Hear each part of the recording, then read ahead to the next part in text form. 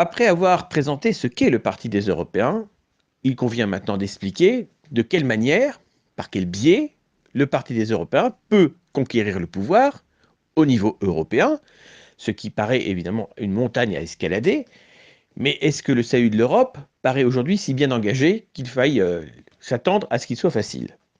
Bien sûr que non. Alors évidemment, il convient d'abord de faire une première analyse. Il y a bien évidemment le camp souverainiste qui ne veut pas du tout d'Europe politique, et il y a ensuite le camp qu'on pourrait dire euromondialiste, mais qui se prétend européiste et qui prône, en parole du moins, une souveraineté européenne, à l'image de Emmanuel Macron ou d'Angela Merkel.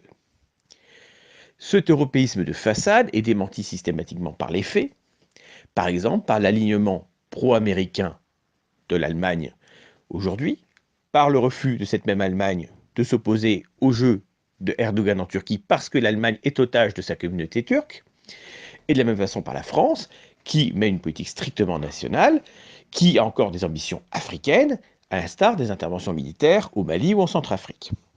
On le voit bien, dans les faits, l'européisme de Merkel et de Macron est totalement démenti. Ce ne sont pas avec ces gens-là que nous ferons une Europe politique, même s'ils prétendent vouloir la faire, ils ne veulent surtout pas la faire en réalité, parce qu'une Europe politique, une Europe forte, c'est une Europe qui leur enlèverait tous les pouvoirs et qui serait aussi en rivalité avec l'Amérique, alors qu'on a vu qu'ils se sont empressés d'aller fêter, entre guillemets, la victoire de Biden. L'Europe politique ne naîtra donc pas des gouvernements. De toute façon, aucun gouvernement national ne peut imposer aux autres quoi que ce soit.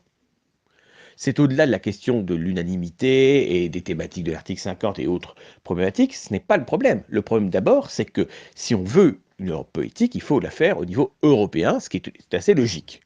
Vouloir faire une Europe politique en partant des États-nations et des gouvernements est illusoire. Donc, si on a besoin d'une Europe politique, vitalement, si on peut dire, de manière absolument nécessaire, eh bien, il faut la faire autrement. Et le Parti des Européens propose une stratégie pour faire cette Europe politique sans les gouvernements, sans les États, mais avec les Européens. Car il faut réintroduire la démocratie dans l'équation, là où elle pêche, là où elle manque.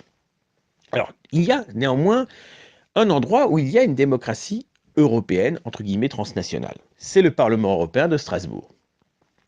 Ce Parlement européen, effectivement, a été créé en 1979, à l'initiative notamment de Valéry Giscard d'Estaing, mais il n'a pas été le seul à décider, à savoir qu'il fallait introduire dans cette technocratie, dans cette technostructure de la CEE, puis de l'UE, de la démocratie.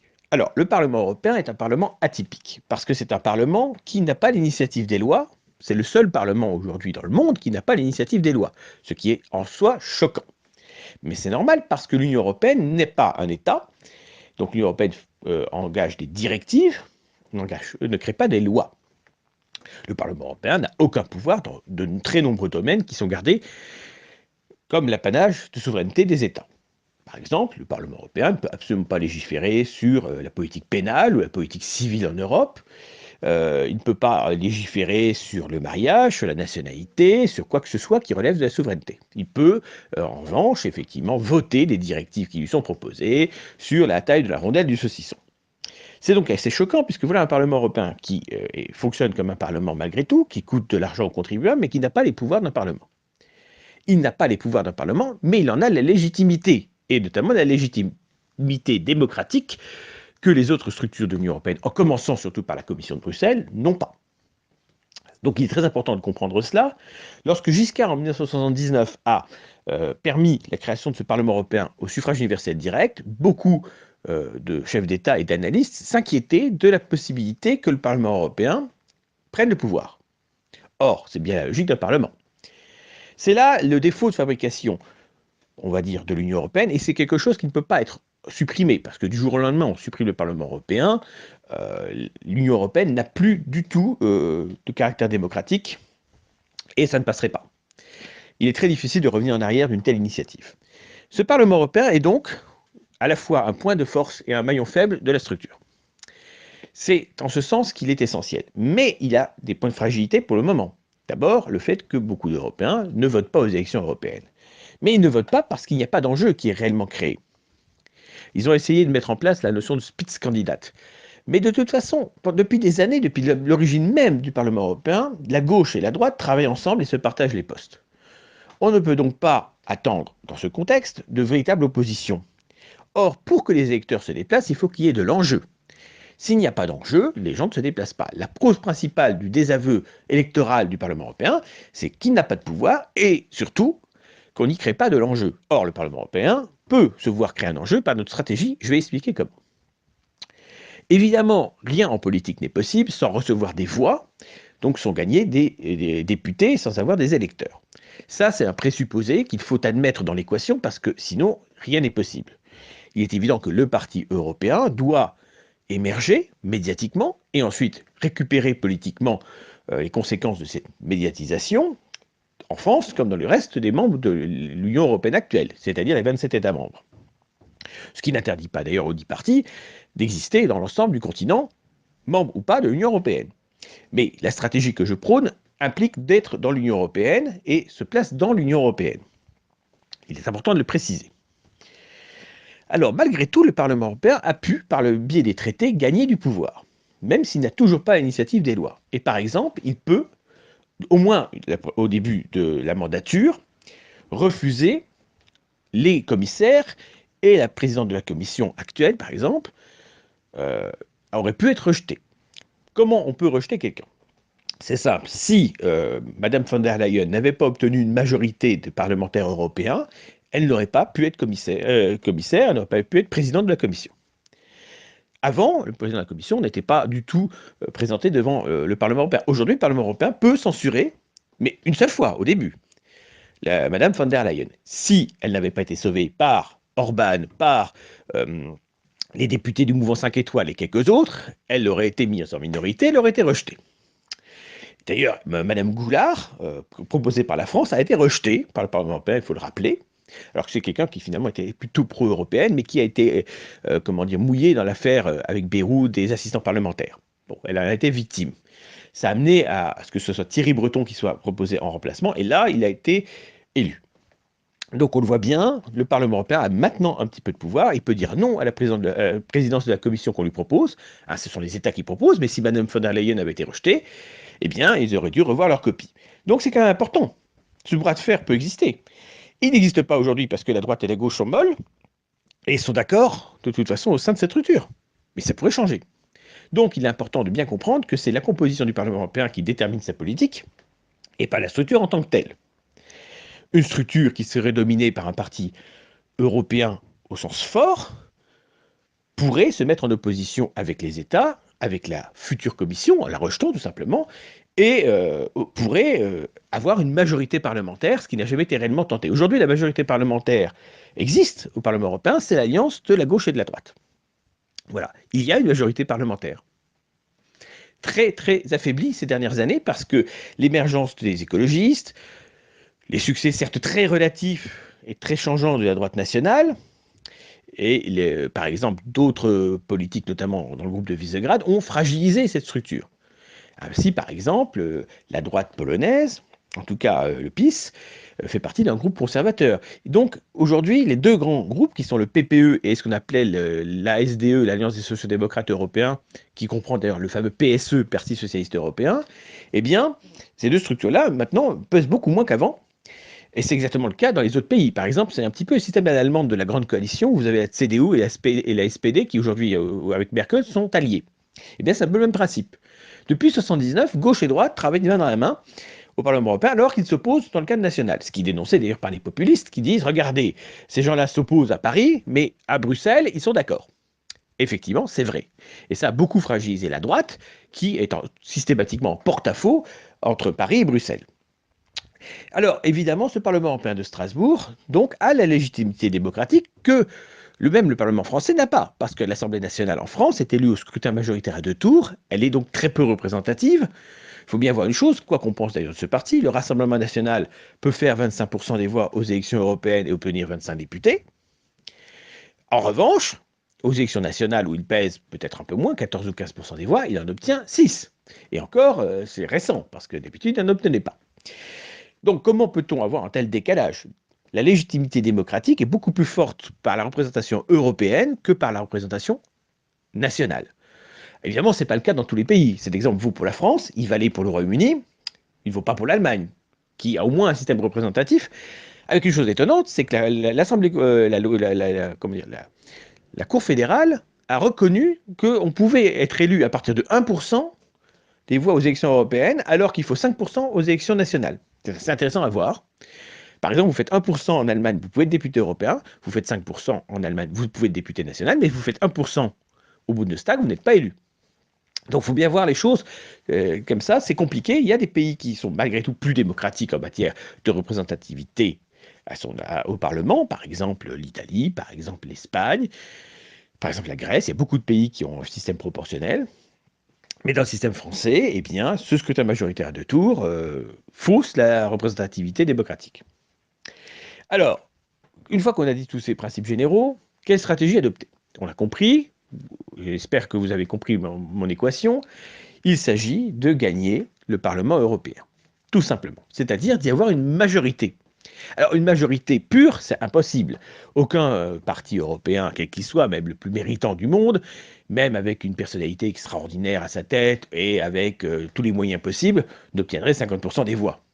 D'autant plus que la politique de ce parti européen ne serait pas pro-immigration, par exemple, donc déjà, il s'alliait une partie de l'électorat. Bon. Donc il ne faut pas rêver. Le maximum qu'un parti européen sincère pourrait obtenir en Europe, c'est 30% des eurodéputés et à peu près 30% des voix.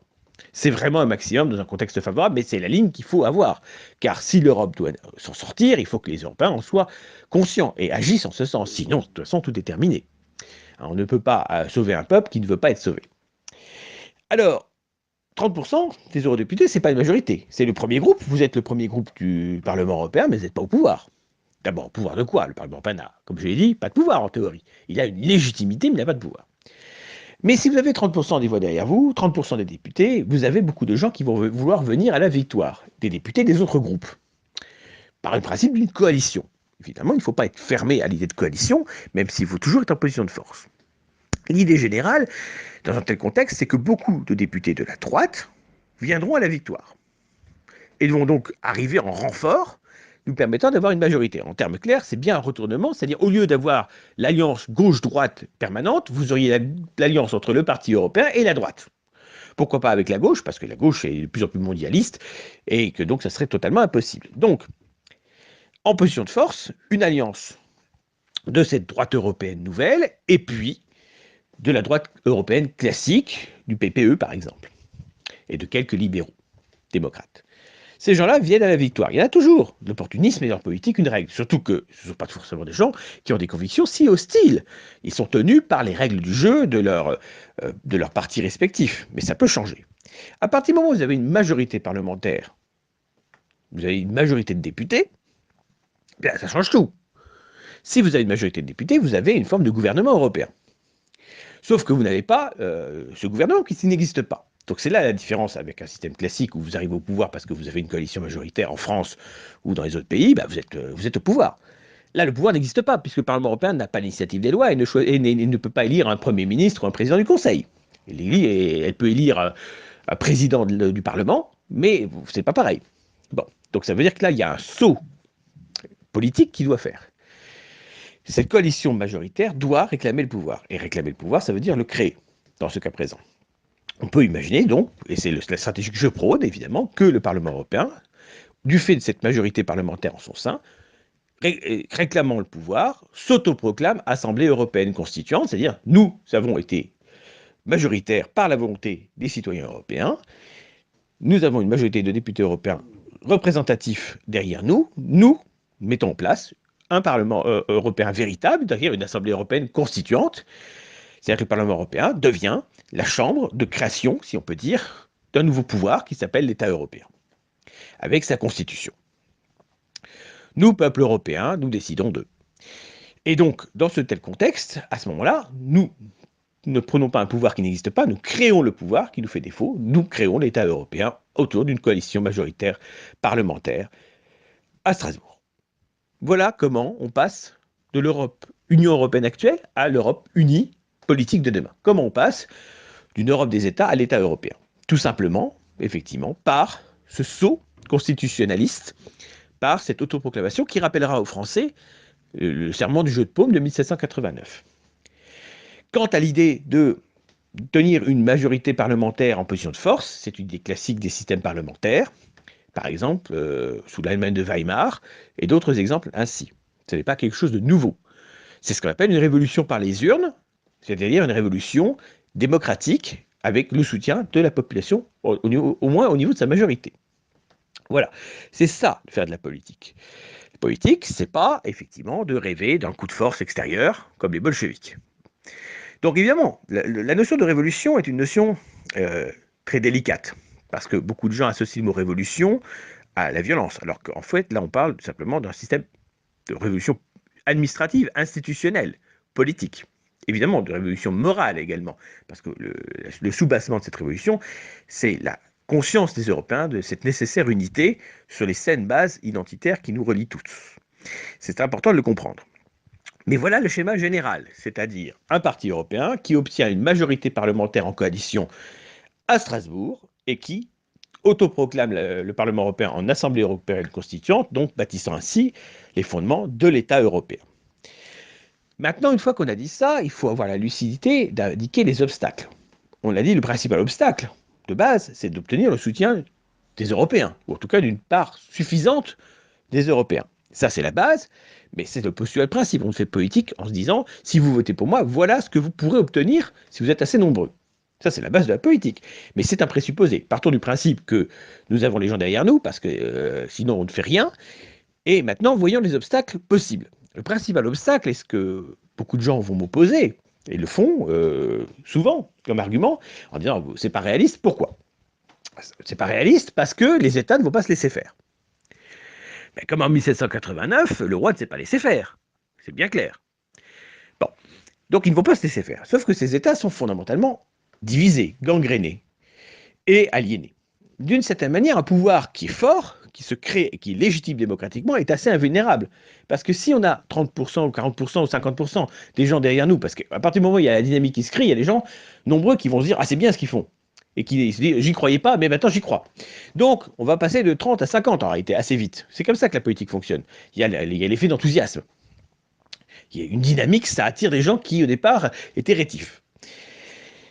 Quels États pourront s'opposer à la moitié de leur population réelle? Quels États pourront en plus agir de concert face à ce pouvoir? Parce que les États sont incapables de s'unir aujourd'hui pour quoi que ce soit. Ils se seront incapables de le faire demain. Il ne faut pas imaginer que l'État hongrois et l'État français vont travailler ensemble pour étouffer cette révolution. Ils en sont incapables pour tout le reste, ils en seraient capables ce jour-là. Surtout qu'on se place dans un futur où les États auront encore plus montré leur faiblesse et leur nocivité. De ce point de vue-là, je ne suis pas tellement inquiet. Mais de toute façon, aucun combat politique n'est facile. Et s'imaginer qu'il n'y a qu'à claquer des doigts est effectivement très naïf. Moi, je propose une stratégie de prise de pouvoir démocratique. C'est la seule stratégie politique démocratique qui peut bâtir l'Europe unie, et c'est, je pense, la seule stratégie qui peut sauver notre civilisation, si elle doit être sauvée par ce biais. Moi, je fais ce que j'ai à faire, c'est-à-dire je prône une révolution par les urnes, une révolution démocratique. C'est mon boulot de le prôner comme ça.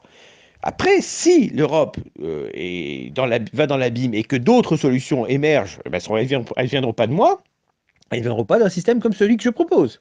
Moi, je place ce propos, comment les Européens peuvent demain reprendre le pouvoir pour eux-mêmes, d'un point de vue démocratique, comment ils peuvent obtenir démocratiquement une Europe politique que les États leur refusent, ou que les États prônent, mais refusent de faire. Voilà le schéma général. Donc, pour vraiment aller à l'essentiel, 1. Rassembler les Européens. 2. Gagner les élections européennes. Pas si simple, hein, évidemment. Vous voyez, on est sur un schéma. Hein. Et 3. Autoproclamer le Parlement européen Assemblée européenne constituante. Et 4. Avoir bâti l'État européen unitaire qui permettra de sauver notre civilisation. Voilà les 4 étapes.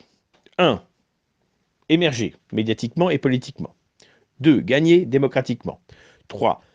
Changer la structure, changer les paradigmes. 4. Bâtir l'État européen. 4 étapes, mais toutes sont très difficiles. Première étape, émerger. On n'y arrive toujours pas pour l'instant. Et donc, se faire connaître au maximum de gens. Deuxième étape, gagner les élections européennes. Il faut déjà pouvoir se présenter. Il faut ensuite pouvoir se présenter partout, dans les 27 pays. Et il faut être en mesure d'avoir ces 30% dont je parle. Donc ça, c'est évidemment immense. Vous entendez bien que c'est considérable. Si déjà on a ces étapes-là, beaucoup de choses seront réglées après. Mais ces étapes sont extrêmement cruciales et extrêmement difficiles. Mais seul un parti européen peut réussir cela, parce que les autres partis sont des partis nationaux qui s'associent. Il faut bien que ce soit un parti européen. Et ce parti européen, aujourd'hui, il n'y en a qu'un. Mais il est présent en France, quasiment uniquement en France, et en France, il ne représente pas grand monde. Aujourd'hui, en tout cas. Donc, il faut avoir cette idée générale. C'est que le schéma que je vous propose ne vaut que par votre soutien. Le schéma que je propose fonctionne si les Européens le soutiennent. Si les Européens sont derrière. S'ils ne sont pas là, la question est réglée. Donc, aujourd'hui, il faut simplement se dire qu'il n'y a pas de solution nationale, il n'y a que des impasses nationales, on le voit systématiquement à toutes les élections. La division de l'Europe ne peut pas aboutir à des fruits positifs. Donc, il faut absolument essayer de bâtir cette Europe politique, parce que sinon, tout est perdu. C'est comme ça qu'il faut voir les choses. S'il y avait une solution nationale efficace, ça se saurait depuis le temps. Qu'on ne me parle pas de Marine Le Pen 2022. Si on ne veut pas que je rigole. Voilà.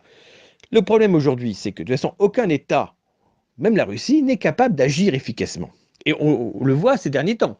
Je vais prendre quelques exemples donc, de 2020, parce que c'était évidemment cette émission-là, elle peut servir pour présenter le parti dans les années qui viennent, mais en 2020, pour prendre cet exemple de cette année concrète, qu'est-ce que l'Europe politique absente a pu amener, si on peut dire? En fait, pourquoi est-ce qu'on est aujourd'hui dans une situation difficile et qu'est-ce qui aurait changé si cette Europe politique que je prône avait été là? Par exemple, la politique vis-à-vis de la Turquie aurait été tout à fait différente, parce que qui dit un État européen dit une armée européenne, dit une diplomatie européenne réelle, où on aurait pu se faire respecter. On voit bien que la France, par exemple, a essayé d'agir en faveur des Grecs, que la France demande des sanctions à l'égard de la Turquie et que l'Allemagne refuse. On a vu par ailleurs que l'Arménie a été laissée toute seule contre l'Azerbaïdjan, que même la Russie ne l'a pas défendu. La Russie avait signé un accord qui nécessitait qu'elle intervienne si le sol arménien était touché, mais pas si c'était le Haut-Karabakh. Donc la Russie a laissé faire l'Azerbaïdjan. Elle n'a rien fait. Ensuite, elle s'est présentée comme agent de la paix, obligeant l'Arménie à une paix honteuse. Bon. On voit bien que la Russie, dans cette affaire, n'a pas défendu l'Europe et n'a pas défendu l'Arménie. Mais l'Union européenne ne peut rien dire, car l'Union européenne n'a pas plus défendu l'Arménie. Donc, résultat des courses, la Turquie est gagnante. Son soutien à l'Azerbaïdjan a payé, la Russie a cédé. La Russie n'a rien fait, et l'Union européenne n'est même pas capable de sanctionner la Turquie. Voilà l'absence d'Europe politique. Un très bel exemple. Pas d'Europe politique, ça veut dire les Américains soutiennent la Turquie, donc nous on est neutralisés. L'Allemagne a peur de sa communauté turque qu'elle a installée sur son propre sol, donc elle est tétanisée, donc elle n'agit pas. On laisse les Arméniens, qui sont des Européens, tout seuls, prendre une branlée militaire et diplomatique. Voilà, bravo les Européens dans cette équation. Voilà ce qu'il en coûte de ne pas avoir d'Europe politique. Alors ce que je viens de décrire là est valable pour plein de sujets. L'absence d'Europe politique, ça amène les chefs d'État et de gouvernement de l'Europe occidentale, y compris Johnson du Royaume-Uni, prétendu indépendant, hein, grâce au Brexit, tous vont ramper devant Joe Biden.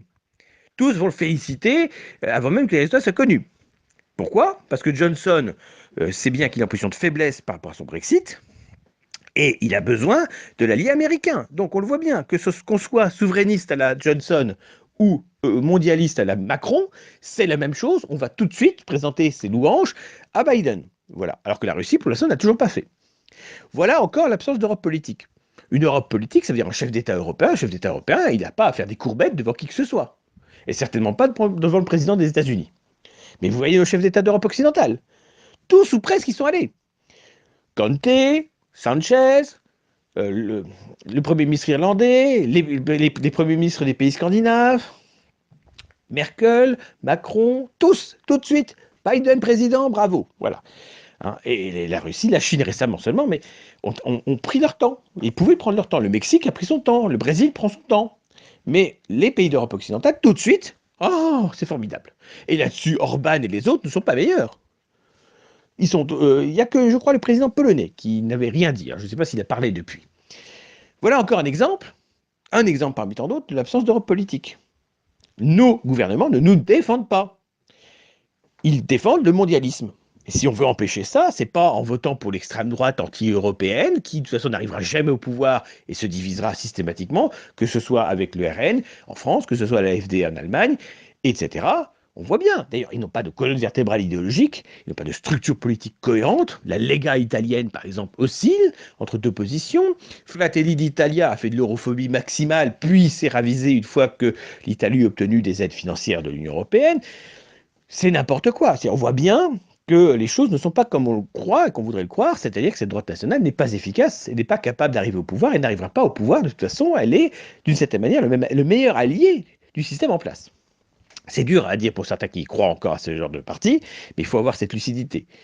Quant au groupe de Visegrad, je veux bien admettre qu'ils protègent davantage leur population parce qu'ils veulent légitimer un pouvoir relativement illibéral, comme on dit. Bon. Et c'est vrai que de toute façon, que l'avantage de ces pays, c'est qu'ils sont plus pauvres, donc les migrants n'ont pas forcément envie d'y rester. Les migrants, ils veulent aller au Royaume-Uni, en France, éventuellement en Allemagne. Ils n'ont pas envie de rester en Pologne, en Tchéquie ou en Hongrie, où de toute façon, ils ne seront pas très bien reçus. Voilà. Alors la réalité, elle est simplement là, c'est que les pays de l'Est n'ont pas beaucoup d'efforts à faire pour ne pas être en danger, mais ça peut changer. Leur développement économique peut amener au même résultat. Alors évidemment, ils tentent justement de verrouiller à l'avance. On peut féliciter de cette manière les chefs d'État du groupe de Visegrad, par exemple, d'avoir cette anticipation. Ils ont au moins la chance que nous n'avons pas, c'est-à-dire de voir la politique catastrophique qui se passe en Europe occidentale. Bon, ça là-dessus, ça les aide un petit peu, parce qu'ils ont une marge d'anticipation que nous n'avons pas. Et effectivement, la stratégie de se dire que les pays de l'Est sont un peu plus sains, malgré tout, sur le plan identitaire que le reste de l'Europe, est vraie. La question est jusqu'à quand? Il y a des motifs d'inquiétude quand on voit électoralement le comportement des citoyens de Pologne ou de Hongrie, par exemple dans les grandes capitales, Budapest ou Varsovie. Il y a des éléments inquiétants d'une évolution à l'occidentale. Mais effectivement, c'est balbutiant. Alors, est-ce que ça peut prendre 20 ans, 30 ans ou 10 ans? Je n'en sais rien. De toute façon, la stratégie du Parti des Européens vaut pour l'ensemble de l'espace de l'Union européenne. L'objectif, c'est qu'il y ait le maximum d'Européens qui nous soutiennent, peu importe l'endroit où ils sont. Si un électeur du Parti des Européens est d'origine française, bah, il faut qu'il vote pour nous, soit s'il vit en France, soit s'il vit par exemple en Hongrie ou en Roumanie. C'est pas le problème. Peu importe le lieu de vote du citoyen européen, tant qu'il vote pour le bon parti. Donc l'idée générale, elle est là. C'est que peu importe votre endroit géographique, votez pour le Parti des Européens quand vous pourrez voter pour nous si on est présent dans tous les pays. Et si on n'est pas présent, bah, créez les structures de représentation qui nous permettront d'y exister. Vous voyez ce que j'essaie de vous faire comprendre, chers amis, dans cet exposé, c'est que l'Europe politique ne pourra être obtenue que par les Européens eux-mêmes, mais sûrement pas par les États et par les gouvernements, parce que ceux-ci ne le feront jamais. Si on veut une Europe politique, il faut la faire nous-mêmes. Mais évidemment, cette Europe politique, il faut que vous compreniez qu'elle est absolument nécessaire. Pourquoi est-elle nécessaire? J'ai pris quelques exemples. C'est parce que notre absence d'unité nous désarme contre tous les maux et les périls du XXIe siècle. Tout simplement. Nous avons besoin d'être unis. Nous ne le sommes pas. Nous ne le sommes pas. Donc, résultat des courses, eh bien, nous sommes faibles et nous sommes à la merci des appétits des autres. Et on voit bien que là-dessus, par exemple vis-à-vis des États-Unis, le groupe de Visegrad n'est pas plus protégé que nous. Ça, c'est une réalité aussi qu'il faut avoir l'honnêteté de reconnaître. C'est-à-dire que sur le plan identitaire, l'Europe centrale et orientale est mieux préservée, et elle le sera plus longtemps, clairement, que nous, mais c'est la seule chose dont on peut les féliciter. Car sur tous les autres plans, c'est guère mieux. Mais au moins, il y a cela. Il faut leur savoir gré. Mais nous avons besoin, comme je l'ai dit, d'une Europe politique forte à terme de l'Islande à la Russie. Alors je précise l'espace politique de cette Europe, parce que je parle souvent d'une Europe unie de l'Islande à la Russie, et vous avez bien vu que ma stratégie s'inscrit dans l'Union européenne actuelle. Pourquoi? Parce que le Parlement européen n'existe que dans le cadre de l'Union européenne. C'est pour ça que je suis opposé au Frexit, parce que les Frexit et autres idées comme ça empêchent cette stratégie d'exister, puisque si nous ne sommes plus au Parlement européen, s'il n'y a plus de Parlement européen, tout ce que je viens d'exposer ne sert plus à rien. Or, ceux qui prônent le Frexit sont de toute façon incapables de gagner les élections nationales. Quel est l'intérêt de quitter l'Union européenne si c'est pour avoir les mêmes mondialistes à l'échelle de l'État français sans l'opportunité qui reste le petit espoir de cette révolution européenne? Parce qu'on est stupide.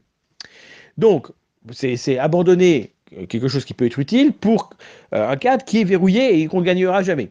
Bon. On voit bien là l'impasse nationaliste, je suis désolé de le dire aussi clairement, mais voilà. Qu'est-ce que ces gens qui parlent de Frexit nous disent? C'est on est incapable de gagner en France, on est incapable de gagner les présidentielles et les législatives parce que la barre est trop haut, mais on va supprimer le Parlement européen où on a la possibilité d'être représenté. C'est risible, on l'a vu avec le Brexit Party. Monsieur Farage a eu pendant des années vécu en tant que député européen avec un bon salaire de député européen, et maintenant il n'est plus rien parce qu'il n'avait jamais été capable de se faire élire au Parlement britannique. Bon, c'est assez risible, non? Voilà les gens qui vous expliquent que l'Union européenne c'est le mal, mais qui vivent à ses crochets. Bon, il y a un truc qui ne va pas, vous comprenez ce que je veux dire. Alors, évidemment, dans ce contexte-là, la conclusion s'impose d'elle-même. Si les Européens s'unissent, ils soutiendront un parti européen qui les défend. Et ils mettront leur voix à son service, et au final, ce parti européen pourra engager la stratégie que je viens de décrire en début. Voilà ce que je propose. Évidemment, vous pourrez me rétorquer qu'il y a des étapes extrêmement difficiles, je suis entièrement d'accord avec vous, mais au moins cette stratégie a une petite chance de succès. Pour conclure, je vais prendre un exemple tiré du cinéma pour bien vous faire comprendre ce que j'essaie de vous faire comprendre là. Alors, il y a une scène notamment du Seigneur des Anneaux, donc version évidemment Peter Jackson, où les héros, entre guillemets, une partie d'entre eux en tout cas, viennent de sortir vainqueurs d'une bataille extrêmement difficile au port de la cité de Minas Tirith. Bon. Et ils savent de toute façon que le destin ne dépend pas que d'eux et ne dépend même pas vraiment d'eux, puisqu'en fait, ce sont les fameux hobbits qui ont mission de détruire l'anneau unique de Sauron qui sont déterminants pour la victoire. Bon. Que dit à un moment donné un des personnages? Il dit, d'un côté, une défaite certaine, de l'autre, une toute petite chance de victoire. Bah, qu'est-ce qu'on attend? Tentons cette chance-là. Et c'est exactement ce qu'il faut faire politiquement. Si on reste dans le cadre des États-nations classiques, tout est perdu, c'est évident. C'est une illusion. Et tant qu'on restera dans cette illusion, on ne pourra pas agir. Mais il y a une petite chance de salut, et cette petite chance de salut, elle passe par le Parlement européen. Mais alors, qu'est-ce qu'on attend pour la tenter? Moi, je suis prêt à la tenter, mais j'ai besoin de vous. Parce que moi, tout seul, je ne ferai rien. C'est à vous de rejoindre le Parti des Européens, de soutenir le Parti des Européens et de lui donner demain les moyens de son émergence médiatique, ses capacités réelles de se présenter financièrement et avec le nombre de candidats et candidates requis. Parce que je vous rappelle que pour faire une liste aux élections européennes aujourd'hui, il faut 150 candidats à peu près. Et il faut une parité, hommes-femmes. Beaucoup de gens ont oublié cela. Par ailleurs, si on veut réussir électoralement un tout petit peu dans une élection européenne, il faut avoir des bulletins et des professions de foi. Les listes qui proposent aux gens d'imprimer leurs bulletins chez eux font 4000 voix. Hein. Il faut bien avoir cette lucidité-là. Le but, c'est pas de faire une liste aux élections européennes pour faire 2000 ou 4000 voix. Sinon, autant de rien faire. Hein. Le but, c'est, je sais pas, de faire 5%, quoi. Voilà, pour avoir des élus. Ou 3%, ne serait-ce que pour dire il y a quelque chose qui se passe et être remboursé. Mais l'objectif, c'est d'avoir des élus, clairement. Alors, pour faire 5, 6, 7, 8% des voix, il faut exister médiatiquement. Si on ne vous connaît pas, on ne vote pas pour vous. Et puis, il faut avoir les moyens financiers suffisants. Vous voyez que les conditions pour une liste électorale sont complexes. On peut faire une liste. Vous dites, oui, regardez, les autres, ils ont fait des listes. OK, il faut des listes pour faire 3000 voix. Quel intérêt? Qu'est-ce que ça donne derrière? Zéro. Donc, le problème, c'est qu'il faut faire une liste, mais pour faire un buzz. Il faut faire une liste aux élections européennes pour faire comme le Front National en 1984 a fait, avec 10% des voix. Là, d'accord, là, ça vaut le coup. OK, ça d'accord. Mais faire 4000 voix, c'est ridicule. Quel intérêt? Vous allez dépenser de l'argent, de l'énergie et tout ça pour un score minable. Bon, politique, c'est d'émerger médiatiquement d'abord, parce que si on ne vous connaît pas, on ne vote pas pour vous. Et deux, de faire des listes à ce moment-là, parce qu'on en a les moyens, et de faire le buzz. Voilà, et de réussir. C'est ça la politique. Vous êtes inconnu, il y a 1% des Français qui vous connaissent, vous ferez 0,1% des voix. Point, c'est logique. C'est naturel. C'est la base de la politique. Donc, pour faire des listes aux élections européennes, il faut avoir le sens des réalités. C'est-à-dire, le but, c'est on vous connaît, on ne vous connaît pas. Thomas Ferrier, qui c'est? Point. Vous ne faites pas de liste, ça ne sert à rien. On ne vous connaît pas, on ne votera pas pour vous. C'est pas plus compliqué que ça. Ah, je n'ai pas vu la télé. Bah oui, point. C'est tout. Vous n'êtes pas à la télévision, on ne vote pas pour vous. C'est comme ça. Si Mitterrand n'avait pas donné le coup de pouce à Jean-Marie Le Pen pour le faire apparaître médiatiquement, personne ne le connaissait et personne n'aurait voté pour lui. Bon, ben, c'est pas plus compliqué que ça. Vous existez médiatiquement ou vous n'existez pas médiatiquement. Si vous existez médiatiquement, après, il y a des choses qui sont possibles. Si vous êtes un inconnu, ça ne sert à rien de faire une liste. Et là, les gens, ils doivent bien comprendre cela. C'est faire une liste aux élections européennes. Ça demande des moyens, ça demande une stratégie et ça ne demande pas autre chose. Faire 4000 voix aux élections européennes, j'en ai rien à foutre. C'est clair. Voilà, chers amis, ce que je voulais vous dire. Comprenez bien une chose, c'est que sans votre soutien, je ne peux pas émerger médiatiquement.